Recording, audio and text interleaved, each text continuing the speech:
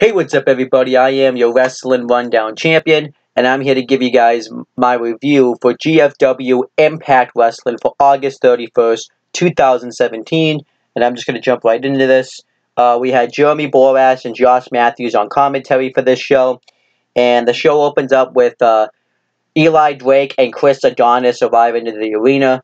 Now, I thought something was going to happen here, but nothing happened. But I thought something was. But he pretty much was just kind of gloating about how he's the new global World Heavyweight Champion, so I thought that was interesting. And then Lashley and America's Top A team also arrives. I don't remember if that's the exact name, but it's pretty much, all of his MMA guys he trains with or something. And they arrive to the arena, and they get into a heated confrontation with Jeff Jarrett. So I thought that was bad. So that gets it down. But the Eli Drake and Chris Adonis segment gets an up. And then we had a promo segment with Eli Drake and Chris Adonis. And I thought this was really good here. So Chris Adonis talks about how he's finally, after 14 years in the wrestling business, risen to the top of the mountain. He's finally global world heavyweight champion. And he says that he thought that he would have been happy being world champion, but all that he is mad because he's mad because he has to look at that title knowing that it took him 14 years to get there. But he said that he's going to move forward from there. And he also says that now that he's the global world heavyweight champion, a lot of people think that he's not going to be as hungry now that he's already made it to the top. But trust me, he's still hungry. And he talked about this cougar that he met at a hotel or something. And he says that he's going to take on all comers for the world title. I thought he would cut a great promo. He is somebody that looks like a world champion. Eli Drake just looks like a champion. He talks like a champion. And I like Eli Drake. And then Johnny Impact comes out and tells him to shut the hell up. And he says that he has had more names than Eli Drake has had championships.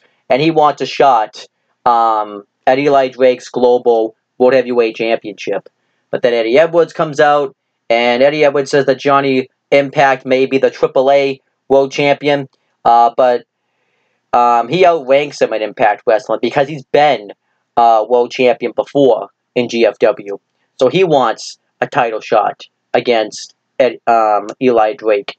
So Johnny Impact then gets in his face and tells him that he's a very good athlete, but he doesn't care who he has to get through to win the Global World Heavyweight Championship. So then Jim Cornette comes out and says that and says that in the main event, we're gonna have a tag team match: Eli Drake and Chris Adonis versus Johnny Impact and Eddie Edwards. And if Johnny Impact and Eddie Edwards can get the pin, if one of them can get the pin, they'll be the next guy in line for a Global World Heavyweight Championship match. But if Eli Drake and Chris Adonis win, then they have to go to the back of the line.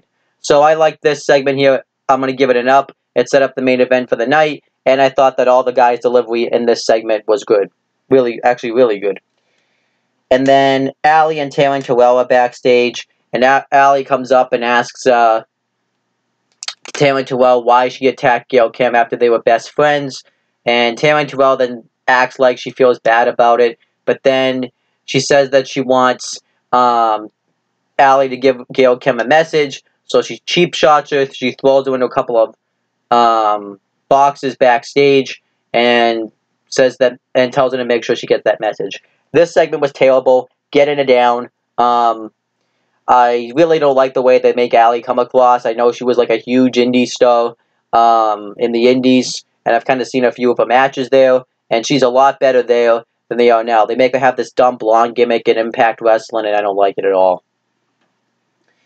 Then we had the first actual match on the show. It was Mario Baccara, or however you say that name, and Fala Ba versus OVE.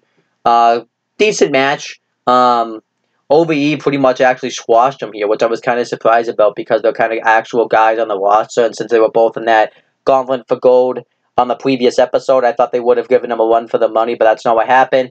And OVE get the win with a double super kick, I think, on No, actually, a double senton or something. I forget how they exactly won, but they got the win of Mario Boaka, and I was alright with that, so this gets an up. I like OVE as a tag team so far, too. I think they've been a good tag team, and you saw that LAX was kind of watching this match, knowing that they'll have to probably face them in the future for those G.F.W.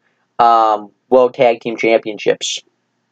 And then Jim Cornette and Moose are backstage, and Jim Cornette's telling him how thrilled that he is that Moose is going to be one of the only Americans going over to a AAA show they were doing. It's like one of the biggest shows of the year, AAA Mania or something.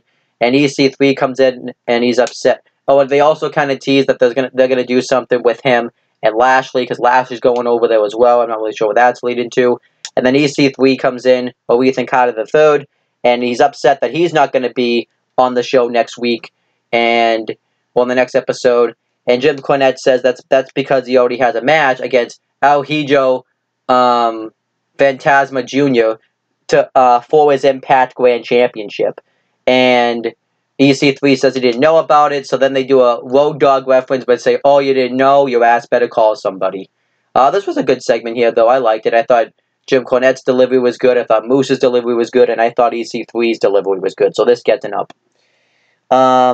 Then we had Caleb Conley with Trevor Lee ringside versus Petey Williams. Good match here. I didn't rate the tag team match. If I had to rate the tag team match, I'd probably give it 2.25 stars. This match, I would probably give 3 stars. It was a good match. Nice back-and-forth action. It was really cool to see Petey Williams back in the win, and he hasn't lost a step. Caleb Conley, I thought, kind of maybe got a little bit too much offense in, just because I think Petey Williams, really should have been established, but that's just me. But he had a lot of really cool moves in this match. He hit a head scissors on the outside to Trevor Lee. He hits a flatliner coming into the win, and I thought he hit some nice moves coming into the win. But then eventually he wins with the Canadian Destroyer, which probably has to be one of the best finishers in wrestling probably ever, because that move just looks really cool.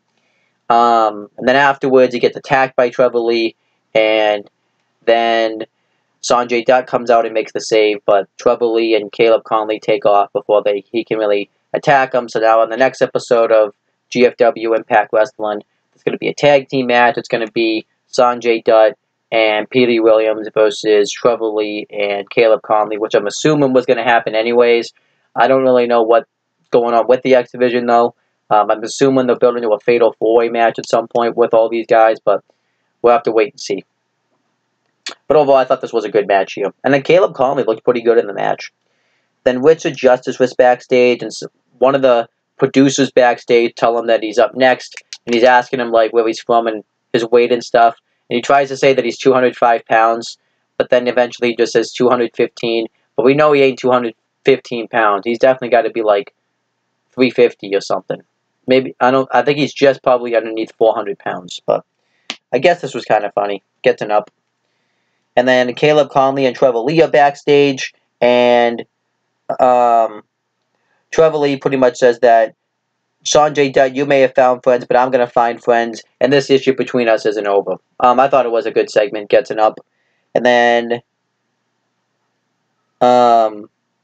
they pretty much, actually no, they didn't do that yet, actually.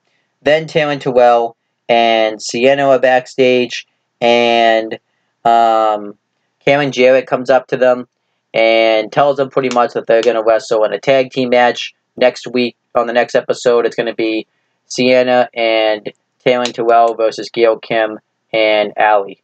This segment was really bad, though. They were talking about stuff I didn't even know, and Karen Jarrett just isn't really very good at being a baby face. He comes off as a heel a lot, so this just was a bad segment, so yeah, this gets it down. And then we had Richard Justice versus Congo Khan, also a down. Congo Khan just beat him immediately with a splash, and then afterwards he goes to attack him some more. Wahabla Sheila runs out, they get into a brawl. Sheila shoulder blocks him out of the ring, and Wahabla Sheila sucks. Congo Khan really hasn't been very impressive, so the fact that they're going to have a match with each other I'm not interested in at all, so this is a down. Then Johnny Impact gets interviewed, and He says that he's here to be global world heavyweight champion, and he doesn't care who he has to get through to get the title. Good promo segment, gets an up. And then LAX is backstage, and Conan tells Loki to destroy James Storm tonight. That was pretty much the intent of the promo segment. And I usually don't like these LAX promos, but this one wasn't too bad, so this will get an up. And then we had Loki with Santana, Ortiz, Conan, and Diamante versus James Storm. It was kind of strange that James Storm returned to Impact, and they really didn't promote it as a big deal. You would think he's been one of the big stars since pretty much the beginning of Impact Wrestling. You know, when originally came to be a thing in 2002, and it really wasn't that big of a deal. So that was strange. But this was actually, I thought, a pretty good match here. Some of the highlights included Loki hitting the Warrior's Way right out of the corner, right onto James Storm. James Storm hitting the Eye of the Storm. Loki hitting a springboard DDT. James Storm hitting a code breaker into a backbreaker.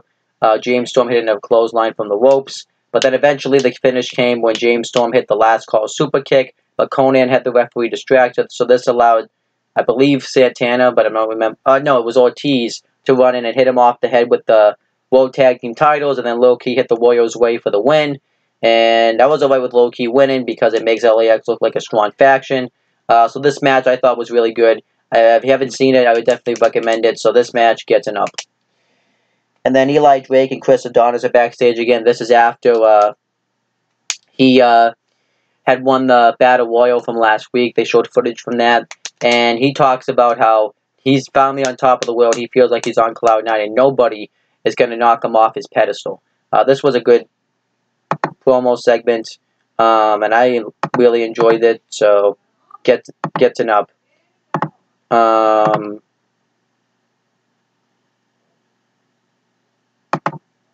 Okay, I don't know what happened.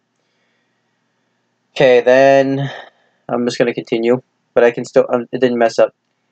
Then we pretty much got all crap right in the rest of the show. This was like a shit, a shit segment right next. So everything else is going to be a down pretty much. Allie and Braxton Sutter are backstage, and Braxton Sutter's checking on Allie after being attacked earlier in the night, and then Raza Jr. comes up to check on her, and Braxton Sutter thinks he's hitting on her, so he tells him to back off, and he does. And this segment was bad, getting it down. So yeah. Then Jim Cornette was backstage, and they pretty much talked about Lashley and the top America A team, and it showed footage of like the Jarretts and Conan and everybody just getting into an altercation with them.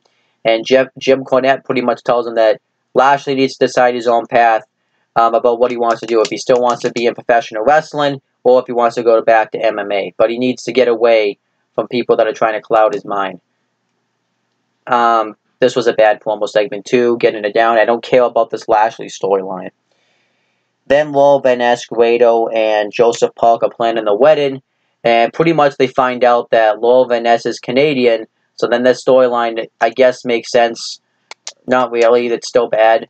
If Joseph Park's supposed to be this great lawyer, shouldn't he have information on Lowell Van Ness, so that way they can prevent this stuff from happening? So now the storyline, unfortunately, means it's going to continue. So, down. Then we had a vignette for some sort of clown character that's coming. That was fine, gets it up.